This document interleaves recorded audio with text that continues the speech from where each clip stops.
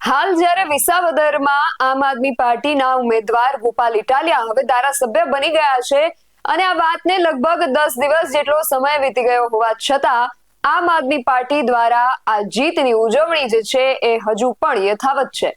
ત્યારે આમ આદમી પાર્ટી હાલ વિજય સંદેશ યાત્રા લઈને ગુજરાતના અલગ અલગ શહેરોમાં નીકળી છે।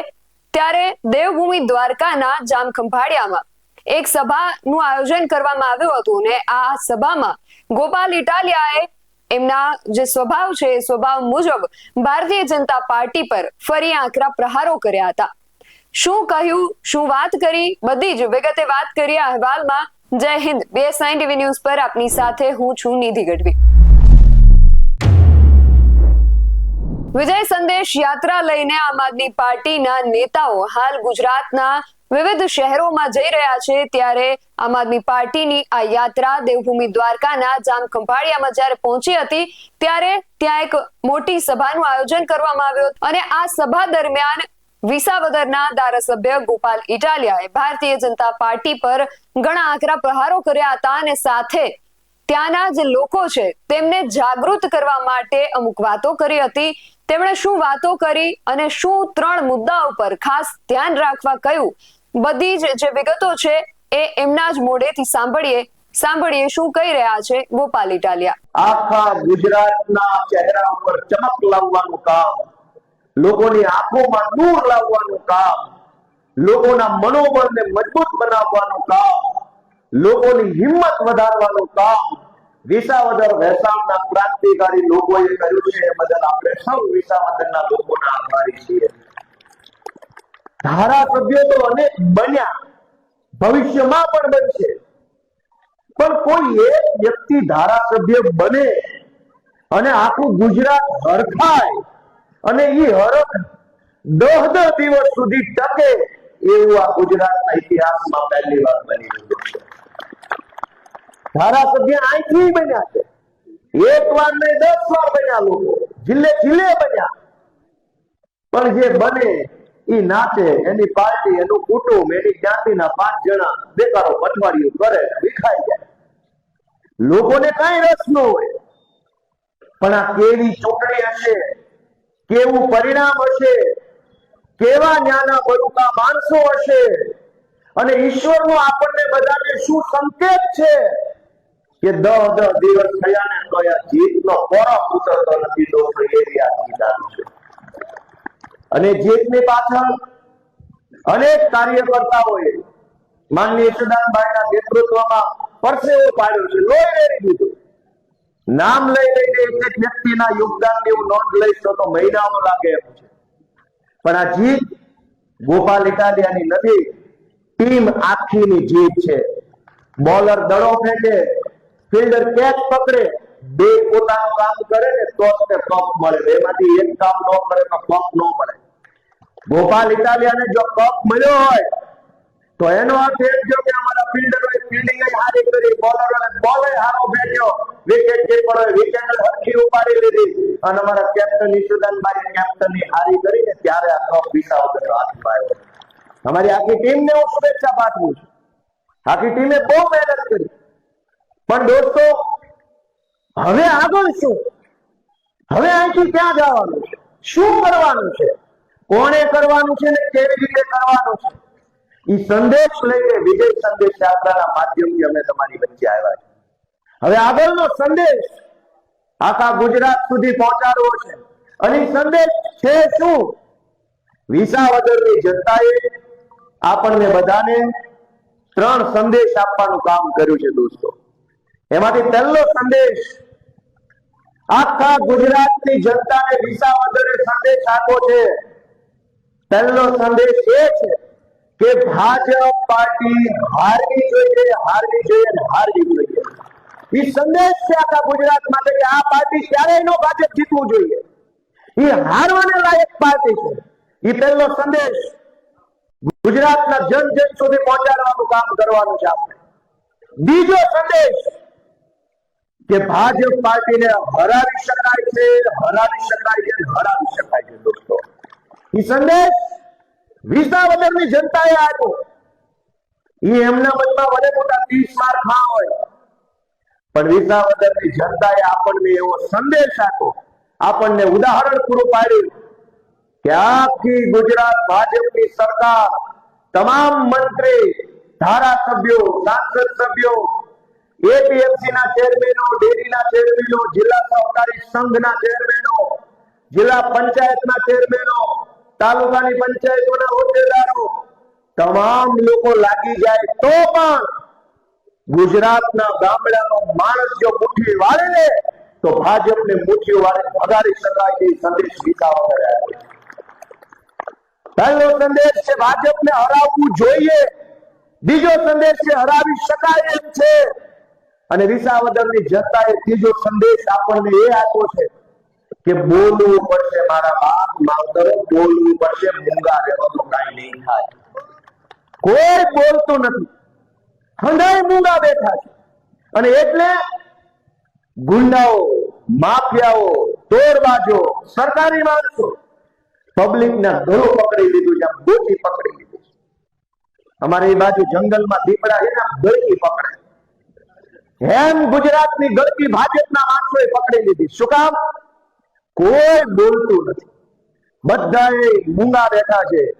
કોક ડરના મારે બોલતું નથી, કોક લાલચના કારણે બોલતું નથી, કોકને હોદ્દો મળી જાય એટલે બોલતું નથી, કોકને પૈસા મળી જાય એટલે બોલતું નથી, કોકને પોલીસ ભટકાઈ જાય એટલે બોલતું નથી, કોકને પોતાની જ્ઞાતિની શરમ માટે આવે છે એટલે બોલતું નથી, કોકને ભવિષ્યમાં ટિકિટ જોતી છે એટલે બોલતું નથી. કોઈ બોલતું નથી એટલે હજારો પ્રશ્નો આપણી સામે ઉપસ્થિત થયા છે. આ દલવાડી સમાજના આગેવાનોએ પ્રશ્ન રજૂ કર્યો કે અમારા ખેતરમાં આવવા જવાનો માર્ગ, એક માથાવાળે માણસે રસ્તો ખોજ્યો કે મારે આ ખેતરથી આ ખેતરમાં પાણી લાવવું છે, એટલે ખોદી પાઇપ નાખીને ભરી દઈશ. 300-400 મીટરનો ખાડો કરી નાખ્યો. એક માણસે રસ્તો ખોદી નાખ્યો, પાઇપ નહોતી નાખવાની, પણ એ આખા રામપરા કે રામનગર ગામને આવવા જવાનો હલાણ બંધ કરવા માટે એક માણસે રસ્તો ખોદ્યો. એક માણસની એવડી મોટી હિંમત કે 50-100-150 પરિવારોને આવવા જવાનો રસ્તો રોકી લે, અને આખું સરકારી તંત્ર એક ગુંડા બદમાશ માણસની સામે લાચાર બનીને ઊભું રહે. આ તે કેવો ન્યાય, આ તે કેવું તંત્ર, અને આ તે કેવા લોકો જે આ બધું જોઈ રહ્યા છે. કોઈ કઈ બોલતું નથી. દોસ્તો, પ્રશ્ન ઉપર વાત કરવા બેસીએ ને તો 1000 પ્રશ્ન તો ખાલી દેવભૂમિ દ્વારકા જિલ્લાના હોય. પણ મારે એમ કહેવું છે કે આપણો મુખ્ય પ્રશ્ન છે શું અહીંયા બંગડી ડેમ કે સના ડેમ નથી બન્યો 20 વર્ષથી? એ પ્રશ્ન છે? ના ભાઈ ના, એ કઈ પ્રશ્ન જ નથી. આ વીરુભાઈ કંડોરિયાને એમ લાગે છે કે અહીંયા શિક્ષણનો બહુ મોટો પ્રશ્ન છે. ના ભાઈ ના, એ કઈ પ્રશ્ન નથી. અહીંયા રાજુભાઈ કરમડાને એમ લાગે છે કે પીવાના પાણીનો બહુ મોટો પ્રશ્ન છે. ના ભાઈ ના, એવું કઈ નથી. અહીંથી ઓલા વડીલો મળ્યા એમ કે છે કે સરકારી તંત્ર ને પોલીસ તંત્રની બહુ દાદાગીરી છે. નાના માણસો, રિક્ષા ચલાવતા લોકો, સલાયામાં અને બંદર ઉપર બોટ ચલાવતા લોકો પાસેથી હપ્તા વસૂલે છે. એ બહુ મોટો પ્રશ્ન છે. ના ભાઈ ના, એ મોટો પ્રશ્ન નથી. ઘણાને એમ લાગે, હેમંતભાઈએ વાત કરી કે અહીંયા રોડ તૂટલા છે, એ બહુ મોટો પ્રશ્ન નથી. સૌથી મોટો પ્રશ્ન એ કે આટલી બધી ચૂંટણી આવ્યા પછી જયારે મત આપવા જઈએ ત્યારે બટન ઉપર આપણે જોઈએ કે અટક કે અમારી જ્ઞાતિનો કયો છે ને એનું દાખલો. આપણને અહીંયા રોડ ગતિ દેતા તો અટક ગોતીએ છીએ કે આ કંડોરિયા છે તો કઈ જ્ઞાતિનો હશે, ચૌહાણ કોણ હશે, કરપડા કોણ હશે, ઇટાલિયા કોણ હશે. આઝાદીના 75 વર્ષ થયા. દરેક ચૂંટણીમાં વધતા ઓછા અંશે આપણે આપણી જ્ઞાતિના મત આપ્યા છે. એ પછી આ પીડા ઓછી થઈ. 75 વર્ષ સુધી આપણી નાતના માણસને મત આપ્યો. કોક મંત્રી બન્યું, કોક ધારાસભ્ય બન્યું, કોક જિલ્લા પંચાયતમાં ગયું. આપણી જ્ઞાતિના ને મત આપ્યા પછી જો આપણા પ્રશ્નો ઓછા થઈ જવાના હોત તો જે જ્ઞાતિનો મંત્રી છે એ જ્ઞાતિના ખેડૂતોને પૂરા ભાવ મળતા હોય. દોસ્તો, મારે એક દુઃખ સાથે કડવી વાત કરી છે. હું હાવ નાનો છું ઉંમરમાં. અહીં બેઠેલા બધા વડીલોની જિંદગી જેટલી ગઈ એનાથી અડધી તો મારી ઉંમર છે. પણ મારે એક કડવી વાત કહેવી કે ભગવાન દ્વારકાધીશ અહીંયા બિરાજમાન છે, સમગ્ર સૃષ્ટિને સંદેશ આપે છે.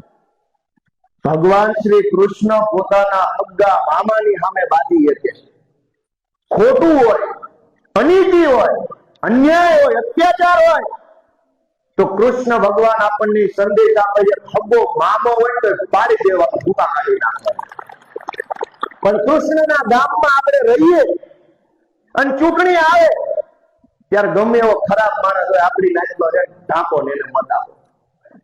એક ભગવાન શ્રી કૃષ્ણ આપણા બધાનો બાપ એમ સંદેશ આપે કે ખોટું હોય તો મામો હોય તો પેલો ઉપાડી લેજો, અને આપણે આ ગામમાં રહીને નબળો માણસ હોય તો ભલે હોય, અમારી જ્ઞાતિનો છે, પોલીસ એને પકડે તો મોરચો કાઢવાનો, અમારી જ્ઞાતિનો છે.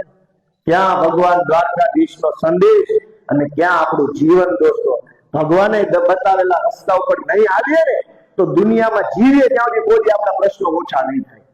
ભગવાને જે કીધું છે એ કરવાનું છે કે નબળો માણસ હોય એ ઉપર નો આવવો જોઈએ. હા, ઈશુદાનભાઈ ગઢવી જેવો ભોળો માણસ, હું તો તોય જરા સમજો ને કે એટલો બધો ભોળો નથી. ઈશુદાનભાઈ તો હાવ ભોળા માણસ છે, એના વખાણ કરીને મને કઈ ભારત રત્ન નથી મળવાનો. વાસ્તવિકતા તો એ છે જ. ભગવાનના માણસ માતાજીમાં અપાર શ્રદ્ધા ધરાવે, ગામડાનો સીધો સાધો ભોળો કેવો માણસ હોય પણ પોતાની મહેનતથી, પોતાના સંઘર્ષથી, પોતાની એક ધગશ છે કે લોકો માટે મારે કંઈક કરવું છે એટલે એ આગળ આવ્યા, મહેનત કરી, અપમાન સહન કર્યા, માર ખાધો, મેણા ટોણા ખાધા, જેલમાં ગયા. અને એ પછી જે શું થયું, ઈશુદાનભાઈને તક ન મળી, મને તક ન મળી.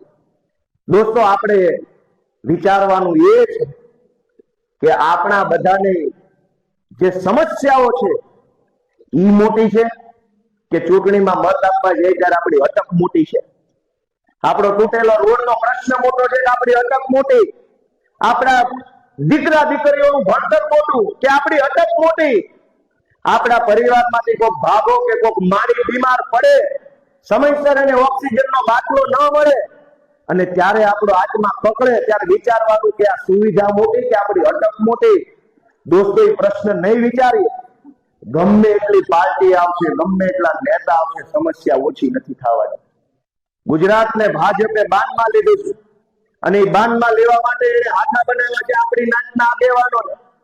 આ વિસાવદરની ચૂંટણીમાં જેટલી જ્ઞાતિ છે એટલી જ્ઞાતિના આખા ગુજરાત ભરના નેતા ત્યાં આવી હાથ જોડતા હતા કે આપણે બધા એક નાચના થી બનતા. વિસાવદર વાળા પાસે આપણે શીખવું પડશે કે બધા નેતા આવ્યા, જ્ઞાતિ પ્રમાણે નેતાઓ આવ્યા ભાજપના. જે જ્ઞાતિ વિસાવદરમાં રહે છે એ તમામ જ્ઞાતિના ગુજરાત ભરના માણસોને ભાજપે વિસાવદરમાં મોકલ્યા અને પ્રચારમાં, જાહેર પ્રચાર નહીં, સૌ નેતાએ પોતપોતાની જ્ઞાતિના ઘરે જવાનું, ફોહલાવાના, લલચાવાના, શરમાવાના, ભીમાં લેવાના અને પછી કહેવાનું ભાજપને મત આપો. પણ વિસાવદરનું માણાઈ જોવું કેવું બળુકું છે. જેટલા આવ્યા એનું સ્વાગત કર્યું, ઘરે લઈ ગયા, ચા પીવડાવી અને કીધું કાંઈ વાંધો નહીં, મત ગોપાલભાઈ દેવું, બીજી વાર ચા પીવડાવ. એ વાતમાં ન આવ્યા. કહેવાતા જ્ઞાતિના આગેવાનોની વાતમાં એક માણસ નો આવ્યો ત્યારે આજે એનો જય જયકાર આખા ગુજરાતમાં થઈ રહ્યો. દોસ્તો, પોતાની જ્ઞાતિનો નેતા આવે, ફોહલાવે, ખોટા માણસને, નબળા માણસને, ખોટી પાર્ટીને મત આપવાનું કે અને એની સામે ટાઈટ થઈને તાકાતથી ઉભો રહે ને એ જ અસલ કાઠિયાવાડી ખેડૂત માણસ કહી શકાય. પોતાના મુદ્દા ઉપર મત આપતા આપણે બધા વિચારવું પડશે. વિસાવદરની જનતાએ પાર્ટી જોઈને નહીં, માણા જોઈને બટન દાબવાનું કામ કર્યું. એ વાતનો હરખ તમારા ચહેરા ઉપર છે. પાર્ટી જોઈને બટન દાબવું હોય તો કઈ પાર્ટી ના આપે? માણા જોયો, કામનો કોણ છે, બોલે એવો કોણ છે, કોણ આપણા માટે લડી શકશે, કોણ અવાજ ઉઠાવી શકશે, એ વિચારવાનું આપણે છે. દોસ્તો, ચૂંટણીઓ પર ચૂંટણીઓ આવે છે, અનેક ચૂંટણીઓ આવે છે અને આપણી પીડાઓ ઘટવાના બદલે વધતી જાય છે. તમે જુઓ, દિલ ઉપર હાથ રાખીને બધા વિચારે અને આ વાત કઈ અહીંયા સામે બેઠા એટલા પૂરતી નથી, આ કેમેરાની પાછળ હજારો લોકો મારી વાત સાંભળતા હશે. એને વિનંતી છે કે કયા ગુજરાતમાં આપણે રહીએ છીએ, જ્યાં ભગવાન દ્વારકાધીશ બિરાજમાન હોય, સોમનાથમાં ભગવાન મહાદેવ સાક્ષાત બિરાજમાન હોય, અહીંના પોરબંદરમાં જન્મેલા પૂજ્ય ગાંધી બાપુએ આખી દુનિયાને રસ્તો બતાવ્યો, અને આપણા ગુજરાતમાં રસ્તો જ નથી, ખાડા. જે ગુજરાતનો ગાંધી આખી દુનિયાને માર્ગ બતાવે, એ ગુજરાતની અંદર ભારતના પ્રશ્નો 3 કલાકે જ્યાં પહોંચી શકાય. મારે આવવાનું હતું કાલે વિસાવદર થી અહીંયા ખંભાળિયા, વિસાવદર થી ખંભાળિયા આવવામાં વાર શું લાગે? હું સાંજે 6:30 વાગે વિસાવદર થી નીકળ્યો અને રાત્રે 12:30 વાગ્યા ખંભાળિયા પહોંચ્યો. સારી ગાડીઓ રાખીએ છીએ, જલ્દી પહોંચી શકાય, સમયસર પહોંચી શકાય, આપણી પોતાની સલામતી રે, કઈ તકલીફ પડી હોય તો વાગે નહીં જલ્દી, એ માટે વ્યવસ્થા કરી છે. રોડ ક્યાં?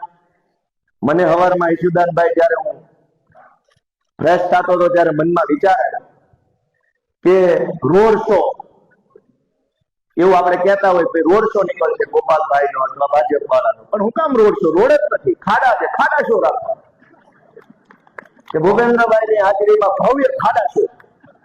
રોડ છે જ નહીં તો રોડ શો કેમ કાઢવાનો? રોડ તો હોવો જોઈએ, ખાડે ખાડા. કોઈ બોલવા તૈયાર નથી કે કેટલો ભ્રષ્ટાચાર થાય છે. દોસ્તો, બધી ભૂલ સરકારની નથી, ક્યાંક આપણે મૂંગા રહીએ, જે આપણી ભૂલ છે. મહાભારતના સમયમાં માતા દ્રૌપદીજીના ચીરહરણ ખાતા હતા, ત્યારે ચીરહરણ આખી સભાએ નહોતું કર્યું, એ તો દુશાસન ખેંચતો હતો, પણ જેને મૂંગા બેઠા બેઠા તમાશો જોયો, સજા એને મળી છે. ભીષ્મ પિતા હોય કે દ્રોણ હોય, એને મૂંગા બે તમાશો જોવાનું કામ કર્યું, એને જોઈ ગઈ ચીરહરણને, સજા એને મળી. હા, આખા જિલ્લામાં કે આખા ગુજરાતમાં જે લોકો ભાજપનો તમાશો જોઈ રહ્યા છે, શિક્ષણના મુદ્દે, આરોગ્યના મુદ્દે, રોડના મુદ્દે, જમીનના મુદ્દે, ખેડૂતના મુદ્દે ભાજપે જે તાનાશાહી ને ભ્રષ્ટાચાર કર્યો છે, એને મૂંગા બેહીને ચૂપચાપ ઘરે બેહીને છાનામાના જે જોઈ રહ્યા છે ને, દોષ તો એનો એટલો છે જેટલો ભાજપ વાળા. આપણને કેમ એમ નથી થતું કે હું બોલું, અવાજ ઉઠાવું, લડું? કેમ આપણને હિંમત નથી થતી? શું તકલીફ છે? જે 2 હાથ તલાટીને આપ્યા છે, જે 2 હાથ કલેક્ટરને આપ્યા છે, જે 2 હાથ મુખ્યમંત્રીને આપ્યા છે, એ જ 2 હાથ તો આપણને આપ્યા છે. જે બળ એના હાથમાં, એ બળ આપણા હાથમાં. તો અટવાય છે ક્યાં? તકલીફ ક્યાં છે? કેમ બોલતા નથી? કોનાથી ડરે? અને ડરી ગયા પછી આપણો શું ફાયદો? ડરમાં તો નુકસાન છે. બોલશો તો કાંઈક તો થાય. મને ટીવી વાળા ઘણી વાર પૂછે કે તમે આટલું બધું બોલો છો, તમને બીક નથી લાગતી? મેં એવું કીધું કે હું બી જાઉં અને મને ફાયદો થતો હોય તો મને બહુ બીક લાગે, પણ હું બી જાઉં ને મારું નુકસાન થતું હોય તો હું બાંધી લઈશ. બાંધીશ તો કાંઈક તો મળશે, બોલીશ તો કાંઈક તો મારું ઉપર છે. આજ હજારો લોકો એક લાચારી ભર્યું જીવન જીવે છે. એક સામાન્ય સરકારી મકાન બનાવવાની યોજના હોય, આવાસ યોજના, એનો લાભ ગામના ગરીબ માણસને ન મળે, પણ ગામનો માથાભારે માણસ હોય, ભાજપનો માણસ હોય, એને એકની એક યોજનાનો 2 વાર લાભ મળે. ગામનો ગરીબ માણસ હોય, એમ નામ ટગર જોયા કરે કે આખા ગામમાં માથાભારે માણસોને બધું મળે છે, અમને કાંઈ મળતું નથી. અને છતાંય એ લાચારી ભર્યું જીવન જીવવું પડે. ગામડાની અંદર દોસ્તો, અનેક ગામમાં પ્રશ્ન કહેતાય આપણને શરમ આવે. હું વિસાવદરમાં ફર્યો, ગુજરાતના અનેક ગામડામાં ફરું છું. શાળાના ઠેકાણા નથી, દવાખાનાના ઠેકાણા નથી, રોડના ઠેકાણા નથી, ગ્રામ પંચાયતના ઠેકાણા નથી. એ તો સમજ્યા. ગુજરાતના હજારો ગામડામાં મહણિયાના ઠેકાણા નથી દોસ્તો.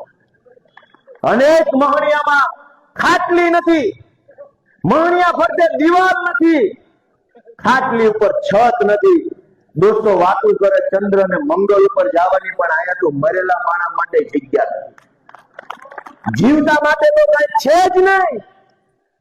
કેમ કે જીવતું કોણ છે? પૂછો પોતાની જાતને, કોણ જીવે છે? જે જીવતો હોતી બોલ્યો હોત, જીવતા માણસ સ્કૂલ નથી, દવાખાના નથી, રોડ નથી, બસ નથી, સ્ટાફ નથી, તલાટી નથી, કામ નથી, એફઆઈઆર નથી. પણ એ વ્યવસ્થા તો જીવતા માણસ માટે બનાવેલી છે. કોણ જીવે છે ગુજરાતમાં? પૂછે પોતાની જાતને.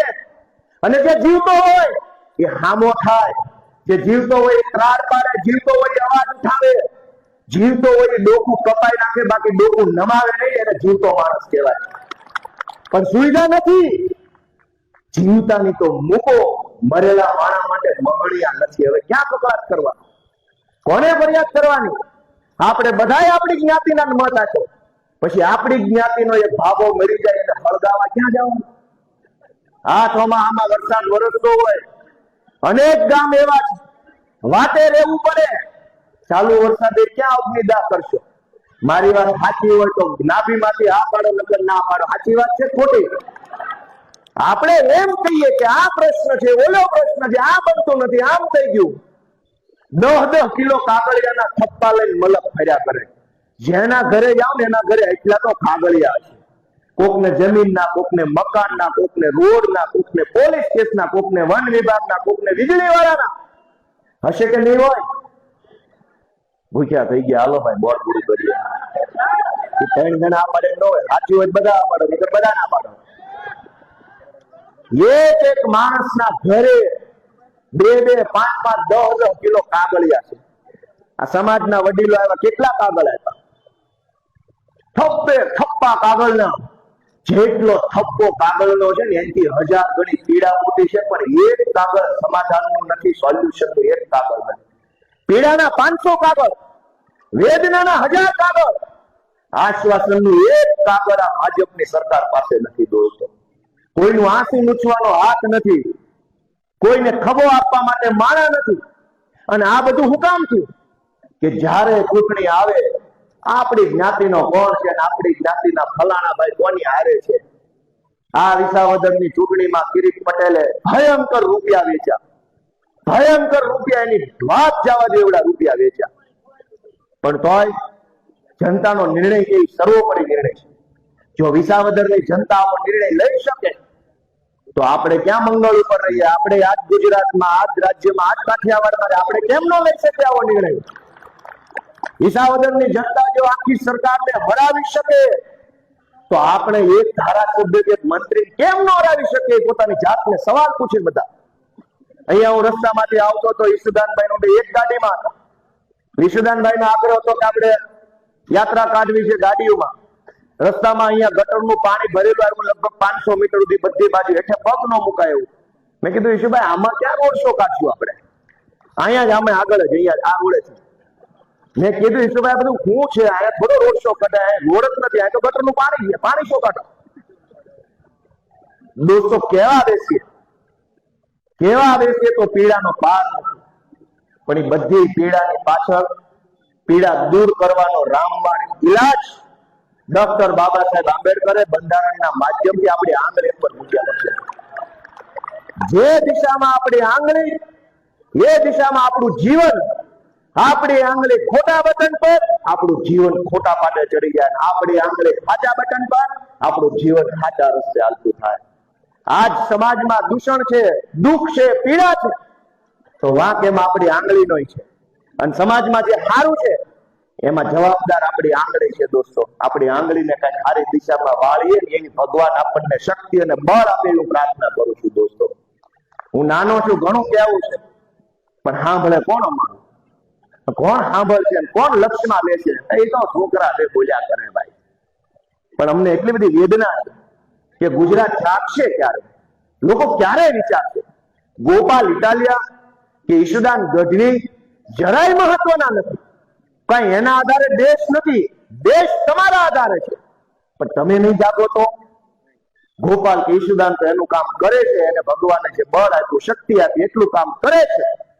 કાલ ભગવાન થઈ જાય તો વયા જાય, પણ શું થાય આપણા બધાને આપણે વિચારવાનું છે.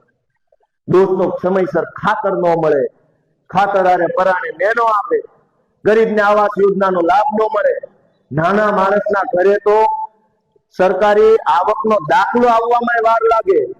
માથા ભારે માણસ તો સબસિડી વાળું તગારું ન મૂકે, એના ઘરે તો તગારું સબસિડી વાળું હોય, એના ઘરે પાવડો સબસિડી વાળો હોય, ભેંસના કાનમાં ઓલું સ્ટીકર માર્યું એને સબસિડી વાળું બીજદાન કરાવેલું હોય. માથાભારે માણસ, ભાજપનો માણસ સબસિડીમાં તો લેમ્પાઈ બાકી ન હોય કે આખું ઘર સબસિડી વાળું હોય કે ગરીબના ઘરે નળિયું ન બદલાય. આઝાદીના 75 વર્ષ થઈ ગયા અને આ દેશમાં ગુજરાતમાં ભાજપની સરકાર બની અને 35 વર્ષ થઈ ગયા. તમારા ને મારા ઘરનું નળિયું જો બદલાનું તો આપણી મહેનતથી બદલાનું અને નથી બદલાનું તો એનો દોષ ભાજપની સરકાર ઉપર છે. દોસ્તો, ગરીબોએ મહેનત કરવામાં શું બાકી રાખ્યું? અને આ સરકારી તંત્ર, ચાહે પોલીસ હોય કે મામલતદાર હોય કે ટીડીઓ હોય કે આરએફઓ હોય, ACF, DCF, DDO, deputy DDO, collector, પ્રાંત, ખટારો વળાયેલા અધિકારીઓ, અને કામ હું લોકોને ધકે ચડાવવાનું, હેરાન કરવાનું. થાય કરી લેજે એમ કહેવાનું. થાય મારે નથી કરવાનું, તારે જે કઈ થતું હોય અમારું કરી દેવાનું. તમને એટલે બેહાયા છે કે તમારાથી મોટા સાહેબ જે થાય કરી દો આ ગરીબને, આ ખેડૂતને તમારાથી જે થાય કરી દો. ઈ હાટું નોકરીમાં બેહાડ્યા અને ઈ જ માણસ આપણને એમ કે થાય કરી લેજો ભાઈ, અમારાથી થતું હોત તો તારી પાસે થોડા આવ્યા હોત. તું ક્યાં અમારો ઉર્ધન દાદો હતો તને નમવા આવ્યા છે? અમારાથી નથી થતું. અમે નાના માણસ છીએ, ગરીબ માણસ છીએ, લાચાર માણસ છીએ. એટલે જ તો તમારી પાસે આવ્યા છો સાહેબ હવે આ કેળાનો પ્રશ્નનું કઈક કરો. પોલીસ પાસે જાઓ તો કે અમારામ નો આવે, મામલતદારમાં આવે. મામલતદાર પાસે જાઓ તો કે અમારામ નો આવે, ટીડીઓમાં આવે. ટીડીઓ પાસે જાઓ તો કે અમારામ નો આવે, વન વિભાગની પરમિશનમાં આવે. વન વિભાગ પાસે અમારામ નો આવે, સરકારી બસ વિભાગમાં આવે. છેલ્લે પૂછવું પડે અમે ક્યાં આવી, એ કહી દો તમે ક્યાં આવ્યા ગયો. આ દેશમાં કે આ રાજ્યમાં અમે આવી કે ન આવી? દોસ્તો, હું તો બે હાથ જોડીને વિનંતી કરું છું. એક મામૂલી ધારાસભ્ય છું, હજી 10 દી જૂનો, જાજો જૂનો નથી થયો. નવો જોડો કેમ ડંખે જાજો, એમાં અમારી વાત છે. નવો કુવો છું, થોડુંક ધૂણીશ. પણ મારી વિનંતી છે ને, એના શબ્દો મારા મોઢેથી નથી બોલ્યું, મારા આત્મામાંથી બોલ્યો છે. દોસ્તો, આ શબ્દો મેં મારા કાળજામાંથી કાઢ્યા છે. મારી વાતને આખું ગુજરાત ધ્યાને લે. હું નથી મહત્વનો, હું બીજી વાર ધારાસભ્ય બનવું ન બનવું એ મહત્વનું નથી. પણ એક લાચાર માણસની જિંદગીમાં બદલાવ આવે, આત્મસન્માનથી એક માણસ જીવી શકે, સ્વાભિમાનથી જીવે, વટથી જીવે. ઝૂંપડું ભલે નાનું હોય પણ વટ તેની ઓછો ન હોય એવું જીવન જીવી શકે એવું ગુજરાત આપણે બનાવવાનું છે. બધાય કરોડપતિ નહીં થઈ જાય પણ સન્માન બધાનું એક સરખું હોવું જોઈએ. કેમ કે બાબા સાહેબ આંબેડકરે જે બંધારણ બનાવ્યું એમાં ભારત દેશના વડાપ્રધાનના મતની કિંમત 1 અને દેવભૂમિ દ્વારકાના છેલ્લા ગામડામાં મજૂરી કરતા અભણ માણસના મતની કિંમત પણ 1. આ અધિકાર કોણે આપ્યો? સંવિધાનથી મળ્યો, બાબા સાહેબે આપ્યો.